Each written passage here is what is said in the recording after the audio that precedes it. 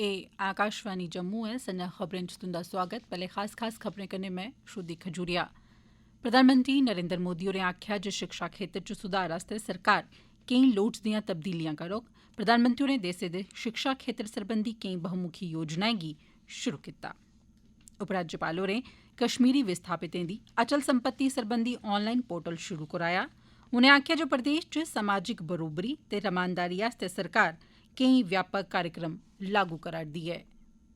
जम्मू कश्मीर पुलस महानिदेशक होरें आखेआ जे प्रदेश च स्थिति पूरी चाल्ली रमानदारी आह्ली ऐ। उनें आखेआ जे प्रदेश च स्थाई शांति सब्भनें दी रलियै जतन करने होङन। कोविड मामले जम्मू कश्मीर च बड़े घट्ट होआ'रदे न। पिछले 24 घैंटे च 93 मामले दर्ज कीते गे। देश भरै च कोविड संक्रमण थमां ठीक होने दी दर इसलै 97.48% ऐ। अजें तक्कर 70 करोड़ शा बद्द लोकें गी कोविड थमां बचाऽ लेई टीके दियां खुराकां लाइयां गेईआं। ते हुन खबरें दी तफसील थमां पैह्ले इक अपील। राष्ट्र नै 18 ब'रे कोला मती बरेस दे लोकें गितै 21 जून 2021 थमां सरकारी केन्द्रें च मुफ्त कोविड-19 टीकाकरण अभियान च तेजी आंदी ऐ। अस युवा श्रोताएं गी सलाह दिन्ने आं जो टीका लोआई लैन। साढ़े श्रोताएं गी बी सलाह दित्ती जंदी ऐ जो सुरक्षा उपाएं च कमी नेईं करन की जे कोविड-19 दा साढ़ी जिंदू पर खतरा अजें बी बने दा ऐ। मेहरबानी करियै जेकर बाह्र जाना जरूरी नेईं ऐ तां घरें च गै रवो ते सखल्ले उपाऽ जारी रक्खो। मुंह पर मास्क लाओ, समाजी छिंडे गितै 2 गज दी दूरी रक्खो, हत्थ ते मुंह गी साफ सुथरा रक्खने पर मुक्ख करी ध्यान देओ ते कोविड थमां बचाऽ ला टीका लोआई लैओ। कोविड मतल्लक कुसै बी जानकारी ते मार्गदर्शन गितै तुस राष्ट्रीय हेल्पलाइन नंबरै पर संपर्क करी सकदे ओ। नंबर न 011 2397 8046 ते 1075। खबरें दी तफसील कन्नै राजेश मनसोत्रा। प्रधानमंत्री नरेंद्र मोदी होरें आखेआ जे सरकार शिक्षा खेत्तर च सुधार आह्नने लेई लगातार जतन करा'रदी ऐ। उनें गलाया जे शिक्षा आह्ले सैक्टर गी विश्व स्तर दा बनाने लेई लगातार जतन करने ते एह्दे च होर बेह्तरी आह्नने दी लोड़ ऐ। उनें आखेआ जे शिक्षा खेत्तर गी विश्व स्तर दा बनाने आस्तै प्रक्रिया गी लगातार परिभाषित ते तैयार करदे रौह्ने दी बी जरूरत ऐ। प्रधानमंत्री होरें शिक्षा पर्व दे शुरुआती सम्मेलन च केईं किस्में दी पैह्लकदमिएं दी अज्ज शुरुआत कीती।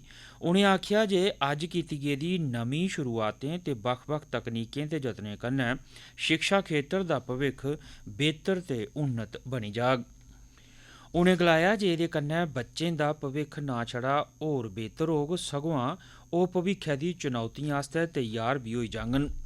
उनें राष्ट्रीय शिक्षक दिवस दे मौके उप्पर सम्मान हासल करने आह्ले अध्यापकें गी मुबारकबाद बी दित्ती। उपराज्यपाल मनोज सिन्हा होरें कश्मीरी विस्थापितें दी अचल संपत्ति सरबंधी शिकायतें समस्याएं दे समेंबद्ध नबेड़े आस्तै अज्ज इक ऑनलाइन पोर्टल शुरू कीता। कश्मीरी विस्थापित हून अपनी परेशानियें या शिकायतें गी दर्ज कराने लेई jkmigrantsrelief.nic.in या फिर kashmirmigrantsip.jk.gov.in उप्पर जाई सकदे न। पोर्टल शुरू करांदे लै उपराज्यपाल होरें आखेआ जे इस पैह्लकदमी कन्नै 1990 थमां प्रभावित होए दे हिंदू, सिख ते मुस्लिम विस्थापित परिवारें दी परेशानी दा हल होई जाग। उनें एह् बी आखेआ जे जम्मू कश्मीर च समाजिक बराबरी ते रमानदारी आस्तै व्यापक ते सकारात्मक कार्यक्रम लागू करने दे जतन सरकार करा'रदी ऐ। जम्मू कश्मीर पुलिस दे महानिदेशक दिलबाग सिंह होरें आखेआ जे जम्मू ते कश्मीर दौनें खित्तें च स्थिति पूरी चाल्ली सामान्य ऐ। उनें गलाया जे जम्मू कश्मीर च रमानदारी ते शांति बनाई रक्खने लेई सब्भनें धड़ें गी कट्ठे रलियै जतन करने होङन। अलगाववादी नेता सईद अली शाह गिलानी दी मौती मगरा आह्ली स्थिति गी बेह्तर ढंगै कन्नै संभालने आस्तै सुरक्षा बलें, केंद्री सशस्त्र बलें ते सेना दी उनें सराह्ना कीती। उनें इस स्थिति च पूरी चाल्ली जिम्मेदारी आह्ला रौं अपनाने आस्तै मुकामी लोकें ते खास करियै नौजवानें दी सराह्ना बी कीती। डीजीपी होरें आखेआ जे घाटी चा मती सारी पाबंदियें गी हटाई लैता गेदा ऐ, जिंदे च इंटरनेट आह्ली पाबंदी बी शामिल ऐ। केंद्र सरकार आउटरीच प्रोग्राम तैह्त इस म्हीने दी 9 तरीक थमां तकरीबन 70 केंद्री मंत्री जम्मू कश्मीर दा दौरा करङन। केंद्रीय मंत्री आम लोकें प्रशासन पंचायती राज संस्थानें दे नुमाइंदे ते दूए धड़ें कन्नै सिद्धे गल्लबात करङन ते अगले 9 हफ्तें च वार्ताएं दे अलावा बक्ख-बक्ख विकास कम्में दा जायजा बी लैङन।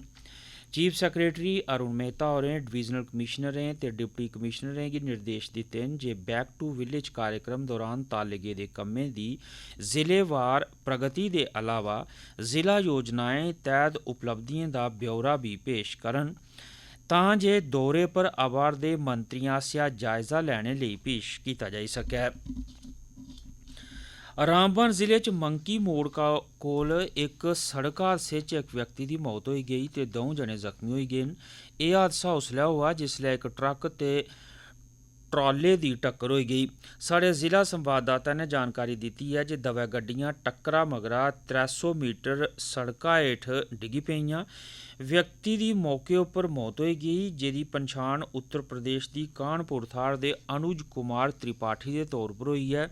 पुलिस ते क्यूआर टीम ने मौके पर पुज्जियै बचाव अभियान चलाया ते मारे गेदे व्यक्ति दी लोथ सने जख्मियें गी बाहर कड्ढियै इलाज आस्तै जिला अस्पताल रामबन पजाया। कश्मीर घाटी च बारामूला बानीहाल रेल सेवा 5 दिन बंद रौह्ने मगरा अज्ज शुरू कीती गेई। रेल सेवाएं गी वीरवारें प्रशासन ते पुलिस दे निर्देश उप्पर एहतियात बरतने दे तौर पर बंद कीता गेआ हा। भारत दी आज़ादी दा 75वां ब'रा शुरू होने दे सिलसिले च आकाशवाणी जम्मू दा क्षेत्रीय समाचार एकांश जम्मू यूनिवर्सिटी दे डिपार्टमेंट ऑफ स्टूडेंट्स वेलफेयर दे सहयोग कन्नै जंदी 9 अगस्त 2021 थमां पेश करा'रदा ऐ विशेष प्रश्नोत्तरी आज़ादी का Amrit Mahotsav quiz India at 75। एह्दे तैह्त हर सोमवार बडलै 9:20 आह्ले डोगरी बुलेटिन च इक सोआल पुच्छेआ जंदा ऐ जेह्दा जवाब श्रोता साढ़े ईमेल एड्रेस india75quiz@gmail.com पर भेजी सकदे न।